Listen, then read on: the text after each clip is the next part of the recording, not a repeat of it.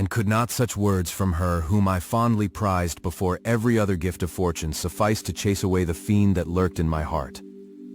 Even as she spoke, I drew near to her, as if in terror, lest at that very moment the destroyer had been near to rob me of her.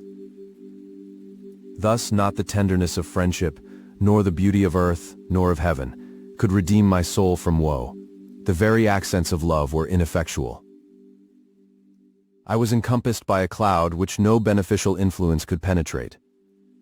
The wounded deer dragging its fainting limbs to some untrodden brake, there to gaze upon the arrow which had pierced it, and to die was but a type of me. Sometimes I could cope with the sullen despair that overwhelmed me, but sometimes the whirlwind passions of my soul drove me to seek, by bodily exercise and by change of place, some relief from my intolerable sensations. It was during an access of this kind that I suddenly left my home, and bending my steps towards the near alpine valleys, sought in the magnificence, the eternity of such scenes, to forget myself and my ephemeral, because human sorrows. My wanderings were directed towards the valley of Chamonix. I had visited it frequently during my boyhood. 6 years had passed since then. I was a wreck, but naught had changed in those savage and enduring scenes. I performed the first part of my journey on horseback. I afterwards hired a mule, as the more sure-footed and least liable to receive injury on these rugged roads. The weather was fine. It was about the middle of the month of August, nearly 2 months after the death of Justine, that miserable epoch from which I dated all my woe. The weight upon my spirit was sensibly lightened as I plunged yet deeper in the ravine of Arve.